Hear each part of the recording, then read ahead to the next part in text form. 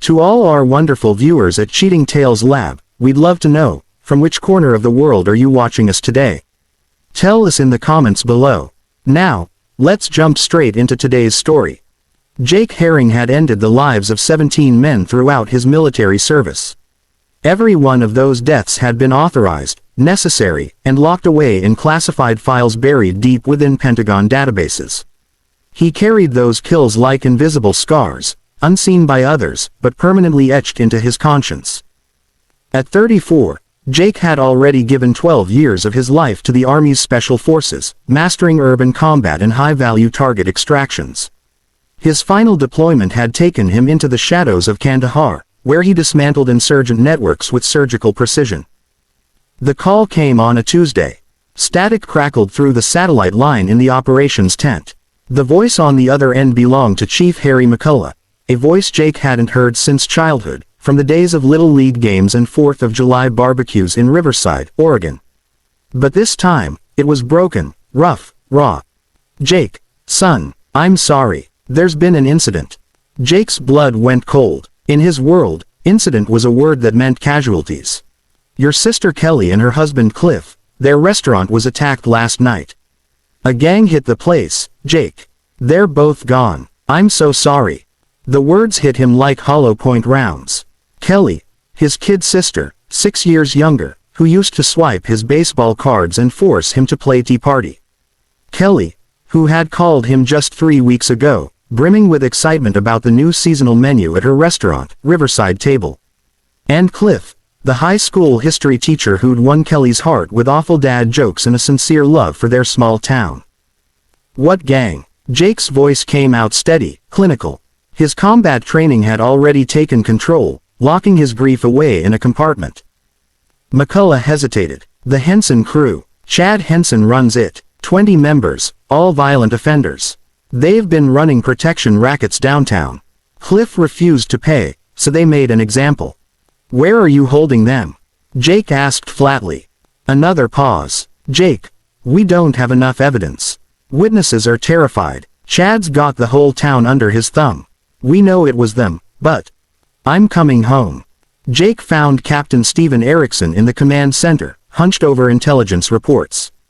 Erickson was old-school Army, the kind of man who'd climbed the ranks because he understood that sometimes the rulebook had to be set aside for what was right. "Sir, I need emergency leave." Erickson looked up, reading Jake's face.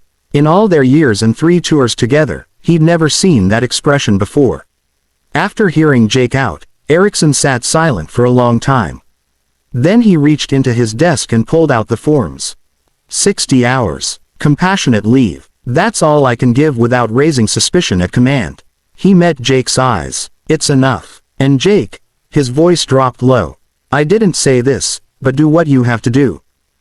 On the transport plane home, Jake did the math. 20 gang members, 60 hours, 3 hours per target. It was more than enough. Riverside seemed smaller than Jake remembered. The town of 15,000 sat quietly in Oregon's Willamette Valley, surrounded by endless stretches of farmland and thick forest. Main Street still carried the same old brick facades, the same mom-and-pop storefronts, yet something in the air had shifted. Jake could see it in the way people walked now, heads lowered, eyes wary. He saw it in the bars bolted across shop windows that had never needed them before. The Riverside Table stood on the corner of Main and 3rd. Police tape still fluttered across the entrance. Through the glass, Jake saw overturned chairs, shattered windows, and dark stains marking the hardwood floor, the place where his sister's life had ended. Chief McCullough met him there, looking 20 years older than when Jake had last seen him. "Jake, I wish it weren't like this," he said quietly. They shook hands. The chief's grip was still solid, but his eyes were worn and heavy. "Tell me everything," Jake said.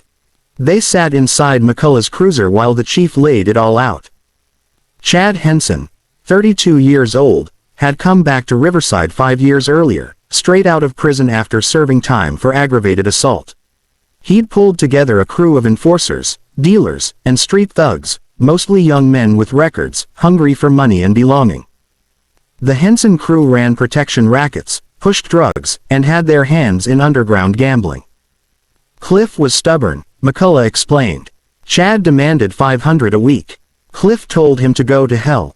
Said he'd rather burn the place down himself than give a dime to parasites.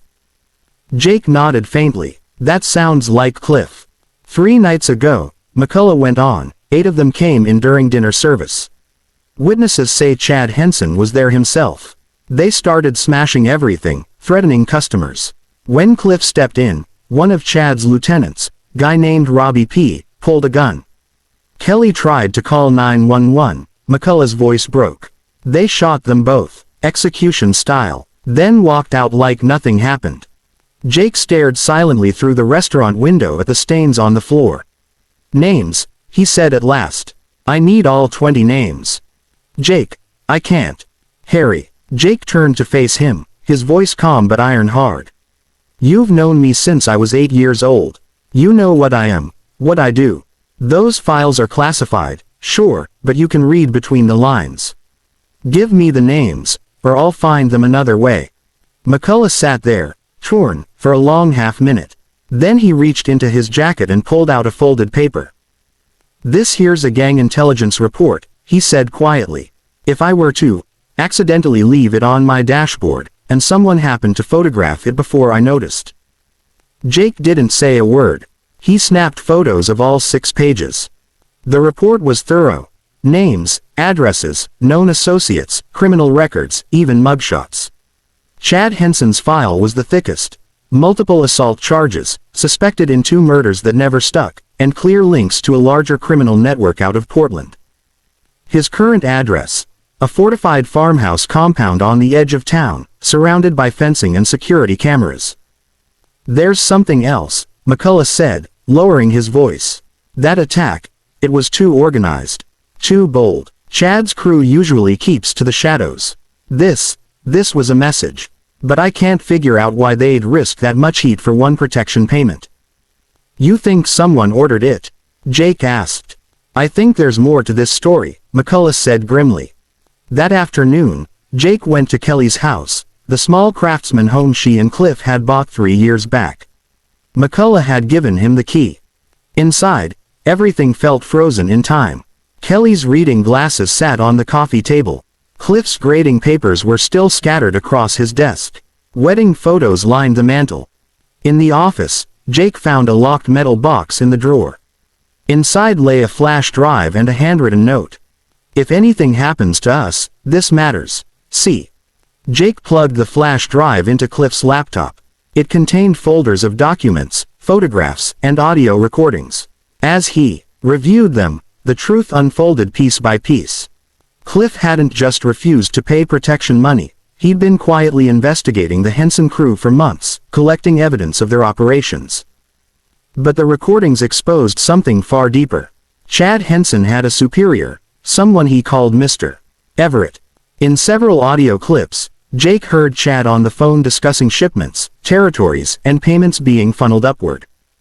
One particular recording chilled him. Dated 2 weeks before the murders. Greater than, Mr. Everett, we've got a problem. That teacher and his wife are asking questions, keeping records. If they take this to the state police, then make sure they can't, the other man's voice replied coldly. I don't care how, just handle it. Jake leaned back in the chair, fists tight. This wasn't about protection money. Kelly and Cliff had been killed because they'd uncovered something much bigger. He checked the police files again. There wasn't a single mention of anyone named Everett. He glanced at his watch. 47 hours left, and now, he had more than 20 names to hunt. Jake spent the next half-day melting into Riverside's shadows, becoming almost a ghost. His training had taught him that intelligence could be deadlier than a gun. Know the enemy's rhythms, their weak points, and their predictable fears, and you control the fight. The Henson crew ran operations out of 3 main spots. Chad's farmhouse compound on the town's edge, a bar called the Jackknife down by the industrial district, and a garage that posed as a chop shop. Jake surveilled each location, photographing comings and goings, noting shift changes, and charting security measures. Around 2 a.m., he slipped into the Jackknife through a bathroom window. Inside the bar was nearly empty, just 2 low-level enforcers playing cards in a back room, Willie Wallace and Steve Gallagher. Jake moved like smoke through the place, planting listening devices in 5 strategic spots before slipping back into the night. In a roadside motel, he monitored the bug feeds and cross-referenced them with the gang intelligence pages. He began assembling a network map, mapping hierarchy, roles, and relationships. By dawn he'd ranked his targets. Tier 3 were the street-level muscle and dealers. Tier 2 the lieutenants running day-to-day ops. Robbie Poole, the shooter, fell into this group, and Tier 1 the inner circle, Chad Henson and the mysterious Mr. Everett at the top. Then McCullough called. Robbie Poole and 3 others had been found dead, a car ablaze on Route 14. State police were calling it an accident, but the bodies' positions told another story. "No, I wasn't there," Jake said when asked. He'd been listening to feeds all night. He checked his surveillance. At 2:47 a.m. a black SUV left Chad's compound with 4 people inside. Someone was cleaning up loose ends before Jake could reach them. The realization shifted the shape of the fight. Mr. Everett wasn't just a name on a recording. He was actively managing the operation, and erasing witnesses. Jake went back through Cliff's recordings. One file mentioned the old Morrison sawmill as the place where we store Mr. Everett's shipments. The sawmill had been abandoned for years on the industrial fringe of town. At noon he scoped it, 2 guards and 3 cameras on site. He came back that night. The guards were lax, more interested in cigarettes and phones than perimeter checks. First he cut the camera feeds at the junction box. Then he moved in. The first guard was down silently, a chokehold that rendered him unconscious in seconds. The second was reaching for his radio when Jake slid behind him and put him out the same way. He dragged both bodies out of sight. Inside the sawmill, Cliff's suspicions were confirmed. Pallets of illegal drugs, heroin, cocaine, meth, stacked for distribution, millions of dollars in product. In the office, Jake found shipping manifests and ledgers linking the operation through legitimate businesses. One name appeared again and again, Everett Holdings LLC. He photographed manifests, records, and, crucially, a wall calendar with dates circled. Tomorrow night. Big delivery. The notation. J inspecting personally, Johnny Everett. Jake cross-checked public records. Johnny Everett owned much of the downtown commercial real estate, sat on the town council, and was a pillar of the community for 3 generations. The pieces fit. Chad Henson was middle management. Johnny Everett was the power behind the curtain, running the criminal empire under a respectable name. Voices outside told Jake he'd been discovered. 4 vehicles pulled up. Chad and a dozen of his crew for an early morning inspection. Escape or fight pressed down on him. He checked his watch. Time left. 33 hours. He chose to fight. Jake rigged the office door with a simple trap, a filing cabinet balanced to fall open, then moved into the catwalk shadows above the warehouse floor. When Chad's men entered and split up, the trap sprung. A filing cabinet crashed down, pinning one man and stunning another. Jake dropped from the catwalk onto a third, slamming him face first into concrete. Gunfire erupted. Using stacked pallets and the warehouse geometry, Jake turned the place into a battlefield that favored him. He stalked through cover, met a thug with a steel pipe and broke him. A shooter on the catwalk was caught by a thrown pipe and tumbled over the railing. He improvised noise and misdirection, feints in one area, strikes from another. Panic spread through the crew, shooting became random and ineffective. Within 5 minutes 11 men were down, unconscious or too hurt to fight. Only Chad remained, backed toward the exit with a gun raised. "You military," Chad barked. "McCullough sent you." Jake stepped into the light. "You killed my sister." Chad's laugh was empty. "You think you're the hero. You don't know what you're walking into. Everett owns this town. Cops, mayor, state police. Touch me, you're dead." Jake moved before Chad finished. 2 shots rang out, but Jake closed the distance, deflecting the gun arm and striking hard, wrist, stomach, then driving Chad's head into a beam until he crumpled. Jake zip-tied all 12 men, photographed the scene and the evidence, then used a burner to call McCullough. By morning Riverside exploded. The state police show and the seizure at the sawmill were the biggest bust the county had seen. 12 arrests, millions in drugs off the street. Local news buzzed with the story. except Johnny Everett's name never surfaced. His paper trail was too clean and lawyers were already assembling defenses. Chad Henson ended up in Riverside Hospital under guard, claiming he'd been attacked. 8 gang members were still free, including Chad's Lieutenant Joe Willard and Hugh Henson. That night Jake received a text from an unknown number: "You made a mistake. Leave town or join your sister." Instead of leaving, Jake gathered more evidence. From the Sawmill documents he identified 3 Everett front businesses: a real estate firm, a construction company named Everett Holdings, and a restaurant supply company that serviced eateries across the valley, including the Riverside Table. The supply firm was the linchpin. It provided equipment at suspiciously low prices. Then the Henson crew extorted protection money. Non-payers lost equipment or suffered worse. Why escalate to murder? Cliff's files had an answer. He'd linked Everett Holdings to the protection racket and reached out to a federal investigator, Agent Nate Stewart, who, it turned out, was the brother of Viola Stewart, the nervous secretary Jake had later duped. Agent Stewart worked organized crime out of the Portland field office. But when threats hit his sister and family, he'd been forced off the case, worried about compromising ongoing work. Jake tracked Stewart to a cabin outside Portland. The agent answered with a gun but lowered it when Jake flashed his military ID. They talked for hours. Stewart confirmed what Jake had pieced together. Johnny Everett had spent a decade building a criminal network, leveraging legitimate businesses while using the Henson crew as his enforcement arm. Everett had corrupted officials, intimidated witnesses, and liquidated anyone who got too close to the truth. "We had evidence," Stewart said. "Documentation, photos, recordings. We were preparing for federal charges. But Everett moves fast. I'm sorry about your sister. Why didn't you protect them?" Stewart's voice carried the heavy weight of guilt.